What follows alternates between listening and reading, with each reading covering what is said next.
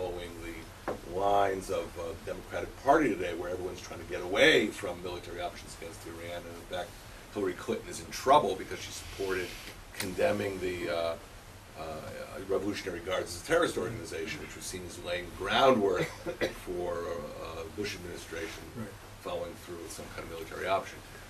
So does that mean that perhaps, and I don't know who the sample is, I don't know. It's the AJC study. Yeah. Does it mean that the American Jewish community may still be liberal/Democratic Party oriented, but when it sees an issue involving the very existence of Israel at stake, the numbers completely turn and they vote or they represent themselves like Republican hawks? Well, you've asked two questions. So I'll do the second one first, and then the first one second. About this, there's a premise in your second question, which goes to the matter I was trying to speak about here, and it's the misconception of what it means to be a liberal. I did it with respect to this survey, and now I'll do it with respect to military intervention. It really is not the case that liberals are much more opposed to military intervention in general than are conservatives. That simply is inaccurate. It's true about certain elites.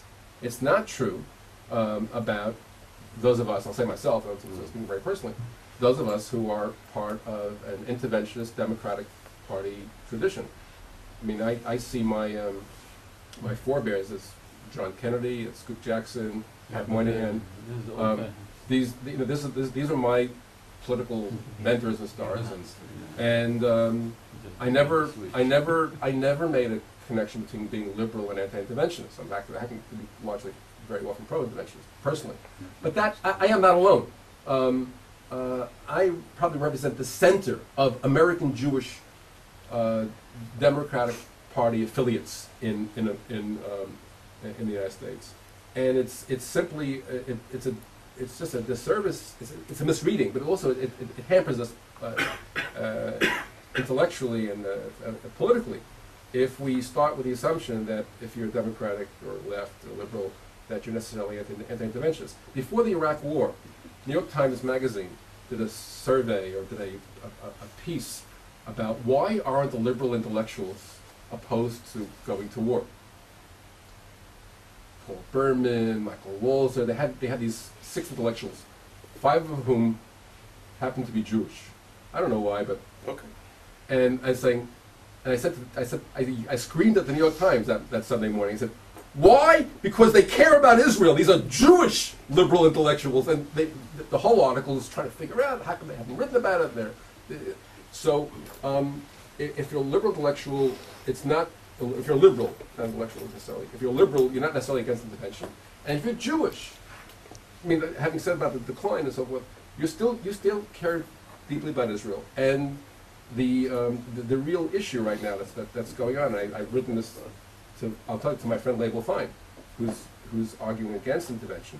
I said, if you're against intervention, you have to address 2 issues. One, will Iran build nuclear devices? 2, will Iran, without additional provocation, use them against Israel? Those are the questions. If you believe 1 and 2, yes. Then if you don't, then you don't. That's really what the issue is. And he writes subsequent columns which begin to address those questions. And that's why I say here that if you, in talking about this, let's talk about those 2 critical questions. Forget the fog of it, leaning towards intervention, not leaning against intervention. That's really not the issue. Noam Podhoretz says, I believe 1, I believe 2, and it's worth the cost. The opponents, in addition to all the things you mentioned, really are not sure about 1 and 2. They can believe 1 and still not believe 2. So you really need to put those 2 together, and then just to give you advice to help advance your part of discourse, which I have a lot of respect. About the I just have to, I'm sorry to do this, but I have to intervene on one point. Yeah. The only reason I raised the point of non-interventionism on the Democratic Party side is because we are seeing now, perhaps it's the aftermath of the Iraq War, one has to, of course, recognize that in the Bosnian War in the 1990s, it was the Clinton administration that let in The liberal Costco. interventionism to stop Milosevic, Right. which is fine. But I'm saying there's a shift that has occurred as a result of the Iraq War, and you see all the leading candidates to the Democratic Party attacking Hillary Clinton because of her position on the Iran war. And that, to me, signals a shift in the Democratic Party, whether it's because MoveOn.org is busy and active. I don't want to get into that analysis right now. But something has occurred, and that's why I asked the question. The question was based on if there's a shift that has occurred as a result of the Iraq War, not as a result of the traditional Jackson policies, but as a result of the Iraq War, if there's a shift in the Democratic Party, then I see this poll as indicating that Jews still, when it comes to Israel being destroyed by nuclear weapons, want to see intervention. And they may not have been asked that in the question, but obviously it's implicit. It's in their mind. It's in their mind. Right. So that was something.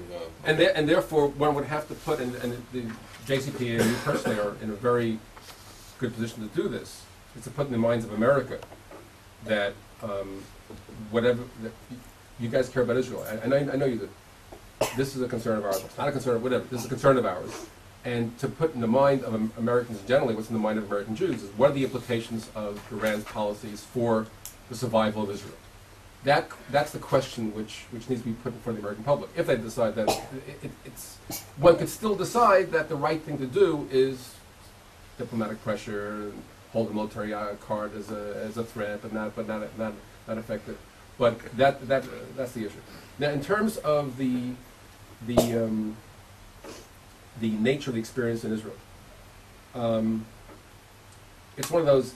In theory, you're right, but in practice, it doesn't matter. In theory, you're right. The way Jews experience Israel will affect how they come off of Israel. And I have a lot of research which shows that the specific program has a specific effect. You go to Pardes, you're learning from texts. You go to Livnot, you learn about Shabbos. I mean, every one of these things, every one of these programs actually has a specific effect, and then it has a general effect. The general effect of most Jews who are willing to get on a plane and spend 10, 12 days in Israel, even though it's being paid for financially by Michael Steinhardt. Those Jews who are interested in getting on the plane and giving of their 10 or 12 days to spend time in Israel, for those Jews, it's kind of hard to screw up a trip to Israel for those Jews. It really is. You're right. We should always attend to it, but we do pretty well. We have a great product to sell, and using it in those terms.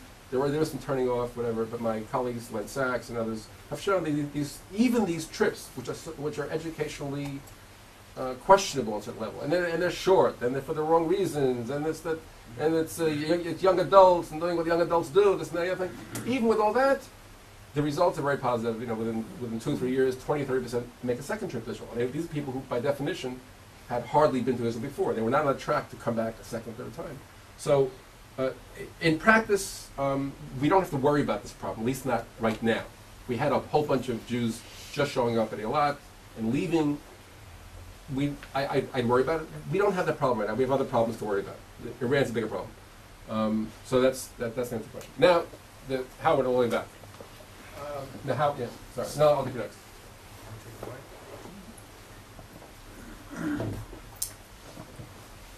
Steve, excellent presentation, excellent piece of work to both you and Ari.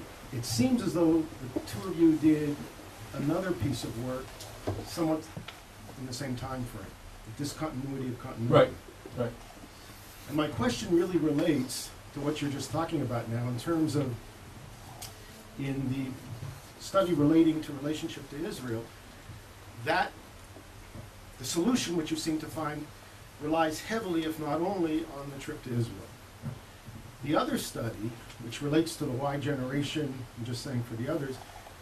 What's the Y generation? The Y generation and our children's generation. What their new expressions of Jewish life were, put it generally speaking, didn't have a piece of information in it about Israel. Right. They didn't, whether they didn't relate to Israel or you didn't bring them to relate to Israel, I don't know. But the question is, and I'm not critiquing the study, that's right. I'm asking the question as to whether or not, with all of their newfound expressions in Jewish life, how would Israel relate for those newfound expressions, could those newfound expressions be able to be utilized to bring them closer to Israel? I certainly hope so, but we have a big problem. I just can't tell you how much of a problem we have with my many young friends who are founding these new institutions, which I am an enthusiastic advocate and a dispassionate analyst. I'm doing a lot of work. I mean, last week I'm immersed in data on which I will report to you at the Jerusalem Center for Public Affairs in early January, date to be determined, on these new communities. And there are about 80 new functioning communities that have cropped up in the last 10 years. Self-organized, prayer communities and others. And I'm afraid that we have the beginnings of what in my day we called Chavra Bundism. Commitment to spirituality and text and quality davening and egalitarianism and vegetarianism and being gay friendly and all alamilas. And then a very reserved or ambivalent relationship to Israel, even though these people are deeply involved and have lots of experience with Israel. And this gets back to your point about which I think is, I didn't address it also, but how to change the understanding of Israel. Let me shock you. Permit me. I organized a meeting that has to remain confidential, because that was the terms of the meeting. A meeting of 5 people of my generation. I was like, Arnie Eisen when Arnie Eisen was coming in as chancellor, he wanted to have a meeting of him and me and people of our generation with 5 representatives of this younger generation, some of the best and brightest minds, most creative people you could imagine. The meeting had to take place on April 23rd, 2007, which is also the 5th of Iyar. So, all right, we'll do it. 3 o'clock rolls around, and I said, you know what, Chevra? We've been sitting, we've been having very personal conversations, and I have to tell you, I think we need to stand up and sing Hatikvah. So we can't, let this pass. Now, Arnie was totally in agreement, and Arnie wanted to teach something, whatever. And all of a sudden, all the good feelings, all the closeness that I had developed with these young people just started, they're not, no one's moving. And I said, oh, we have a problem. Okay, how about we sing Shir HaMalot to the Mafdal tune? I figure I back off. I'm a pragmatist, as you know. Okay, we'll sing. And Arnie goes, no, we can sing it to Hatikvah. I said, yeah. I said, it works. He says, yeah, I assure you it works. So that was the compromise. I'm like, I can, if I let myself right now, I can cry about this. I can literally cry about the juxtaposition of these 30-somethings who spent a lot of time in Israel, who learned in Israel. One of the people who just got back from Israel, his wife was still sitting in Israel. He was waiting for her to come back. She was here for 2 weeks, Jewish educator. I just can't tell you the depth of their relationship to Israel and their hesitation about singing what I think for them meant a political song that would be the old school way relating to Israel. Kal v'chomer, right? All their followers, all the people around them. We have a huge problem, and I'm speaking in the afternoon. I'm speaking to HUC rabbinical students, first-year students, and I don't have enough information to go on. I don't know why this axiomatic equation, which is part and parcel of who I am, makes absolutely no sense.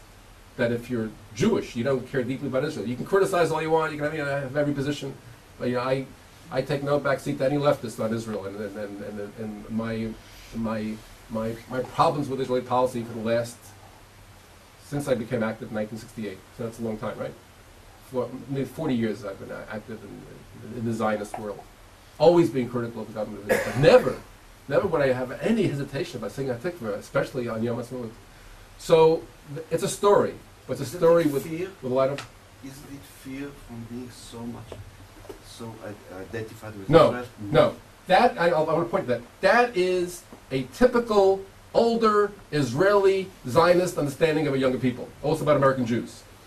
And the reason I say that, I don't know you, but I'm not really, I don't want to be, I'm sorry, I don't want to, Levayesh Afachad. But I mean, Shlomo Avineri does this as well. Israelis look at American Jews and they assume the reason that they don't, whatever, support Israel, come out and so forth, is fear for their social position in the larger society. It may have been an accurate portrayal of American Jews in the 1930s and 40s. I'm not sure, I wasn't around then, but we had them. It is not the situation today. It is not a question of popularity, or it could be subtle understandings. But I assure you that take British Jews, who are no less interested in being modern and being accepted, but they have a much more antipathetic society than American Jews do. Much more. And British Jews are much more connected to Israel than American Jews are. They really are. You look at the numbers. They're just on a person-person basis, whatever you think about British Jews. So it is not the case that diaspora Jews are lacking in backspine and what's called backbone. Or this is an understandable conclusion or an insight from Zionist thinking about the Galut and so forth. Just get rid of it. It really is. It's wonderful ideology. It's a terrible sociology. I'm sorry to be so bad. The gentleman over here with the difference between the attachment of the ages, could that tell us something else? For example, if I look at myself and I think about the attachment to Israel, I think about the Nazi period in 1930s, and I think of Germany and Nazism. A little later on, a younger person and I would look at 1948, was there a state or not? I venture to say that 10 years from now, somebody in America is going to say, well, with Israel, after all, America elected a Orthodox Jewish vice president of the United States. They did that. So why do we have to worry about Israel so much? We have a place, we're happy, etc., etc., etc. What I'm saying is you're bringing something. The age group, you talk about the various games. We are bringing different things to Israel. I don't mean personally, but a whole Weltan showing. So you can't compare a person who's 27 to one who's 72. Because we've got a background of other things that impinge upon us and make us think upon this state in another way than somebody today born in America in 1980. It's not because less or more. Yeah. There's more behind us. Yeah, I think that would be a very good explanation, and it's one that I kind of hint at in the beginning of my paper, and then I don't explicitly reject it, but I do reject it. I'll tell you it has a contribution, but as the major explanation, we have too much going on that doesn't depend upon one's understanding of one's historical narrative. What you tell, I understand what you're saying. I'm familiar with it. There's too much of a shift in American Jewish identity towards the personal and the private and the spiritual, and that is, I get better. And Canada doesn't do this. Canada stays connected to Israel. The Toronto Jewish Federation is raising the highest per capita. It still has Israel central to its campaign. Look at how federations. Look at the Canadian federations and the place of Israel in their literature. Australia. Oh yeah, the Commonwealth model. Australia, South Africa, UK, and Canada. And how they relate to Israel. And they also had watched the same narrative, everything you said, and they haven't shifted. Why? Because they haven't shifted their sense of Jewish identity, not their understanding of what's happened in Israel. They have shifted enormously. Not as much as America, but they have shifted. But they have shifted somewhat, and you would know better than most. But the gap between the Commonwealth countries and the United States on this issue is too big, and is too consistent with my thesis, which is a matter of collective Jewish identity and not a matter of what's evolving in the Middle East and history. That's why I put primary emphasis upon how you understand being Jewish. And American Jewry, and I want to underscore Dori's insights, has shifted to this personal model, and the question is, where Israel fits in that model? This lady over here. How do you pick the people to be polled? Very carefully. Where do you go? Yeah, there's this particularly, we have a problem with American Jews and how to find them and how to pick them. These are people who've signed up to do consumer surveys, and they're asked the question, "What's your religion?" And they check off Jewish. So we pull them out of there. Then I look at the people I have, and I compare them to the National Jewish Population Study on demographic indicators, and I weight them properly, and I come up with a sample. That's the best I can do. And that costs $30,000, and if I were to do a random digital survey, it would cost me about $2 million, and I don't have $2 million, so and I wouldn't spend it if I had it. So yes, Lenny.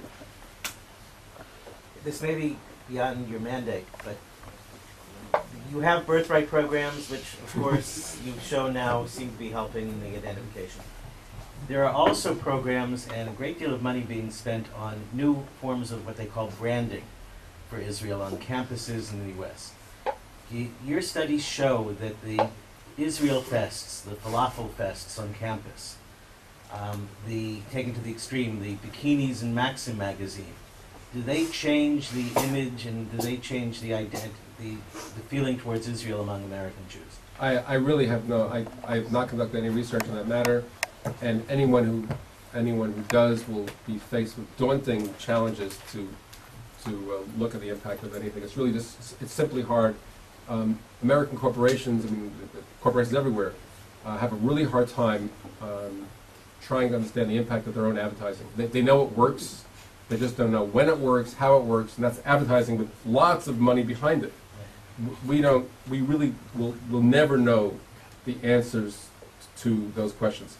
I, as a sociologist, and to give all my research, I simply suggest that anything that can bring Jews in contact with one another, especially if they're in young adult years, anything will redound to the benefit of Judaism and in Israel. There's a recent piece of research, this is, I often do this and then make a joke, but this is serious. There's a recent piece of research which shows that social networks affects obesity.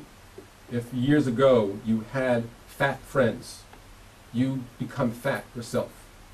If this works for obesity, and then there are other social phenomena for which social networks work, then I'm sure it works for, I know that it works because I have in my data, it works for Israel attachment and for Judaism generally. What's the major challenge to American Jewish life is the fraying of social ties, which in turn, the second challenge relates to the change in the hashkafa about what it means to be Jewish.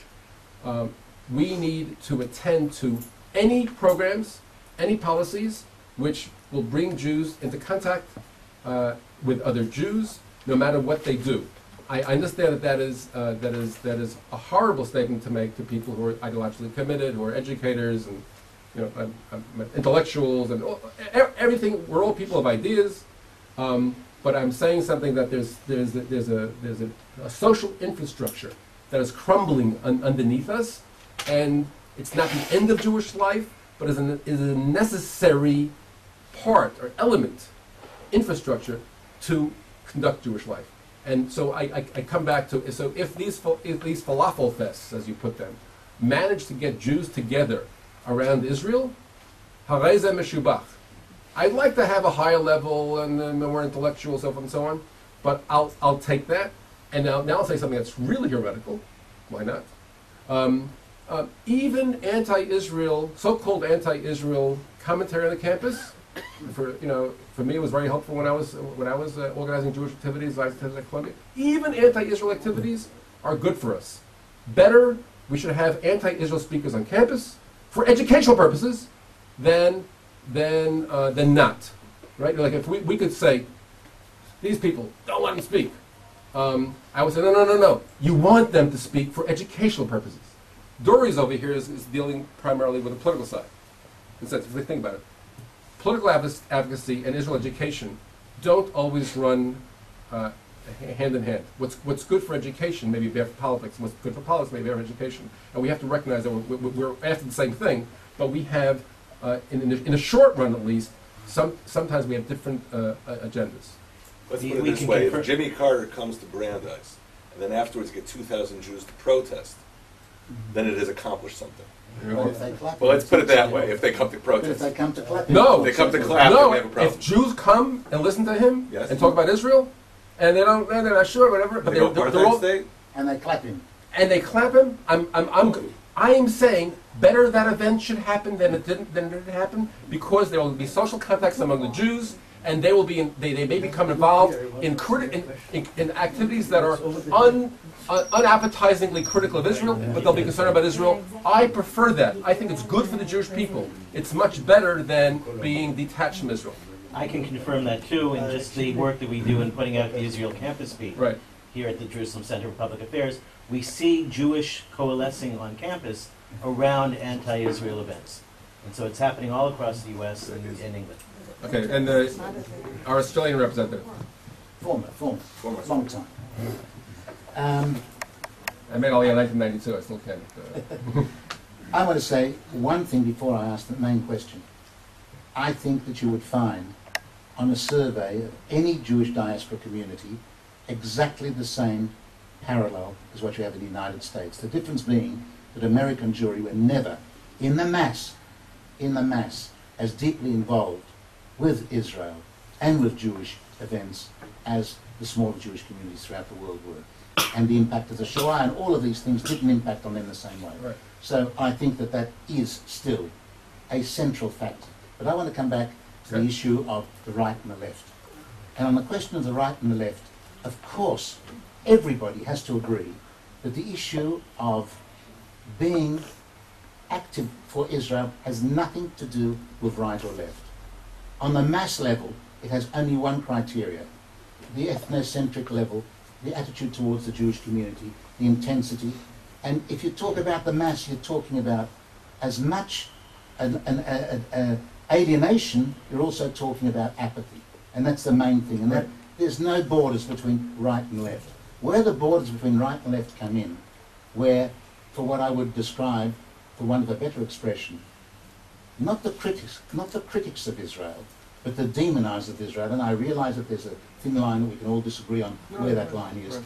But the demonizers of Israel and those that delegitimize Israel and those that promote a bi-national state in the Jewish framework are all coming from one political spectrum. They're all coming from the left, not from the right, and for obvious reasons, because this is part and parcel of the mesh. And I would suggest that, therefore, when you talk about right and left, this is a very important, different area. It may not have an impact and reflect itself in your survey, but it certainly is going to have a long-term, damning impact on what is much more important than apathy, on an ideological acceptance of being anti-Israeli. And that is, I think, the challenge that faces the Jewish community, how to cope with this and how to respond to that. It's not something that you can just dismiss easily. No, I certainly don't dismiss it, but I want to, again, in order to understand this, I ask you to have balance. So on the one hand, you have the extreme left, an extreme left position, which that has. What is extreme right position? The extreme right position is a Pat Buchanan-like position, or a political realist position. I assure you, as far as I don't know about Walter Mearsheimer's like a political background. I really don't know, but I can see the American isolationist Lindberghian right looking at that book and going, that makes sense. I mean, I don't know what they are personally. So we have streams on both the left and the right, and they each find their different ways. I'm talking about the Jews, though. I'm not talking about the Goyim. I'm talking about the Jews. The pressure within amongst ourselves. There really are not that many left anti-Israel Jews. I just can't get that across to you. And noise function is very important. It's not numerical. Well, that may be true, but really, so give me more. You got Tony Judd, you got Tony Kushner, and we got, and they're what?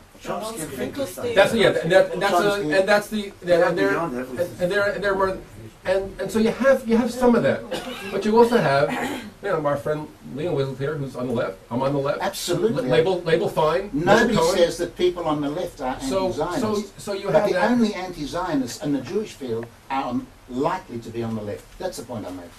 But I'm not saying all leftists are anti-Zionists. Again, my answer to Howard, I said that, wait a second, there's also a kind of non-Zionist religious group that's been around for many, many years. No, what I call Chavarabundism.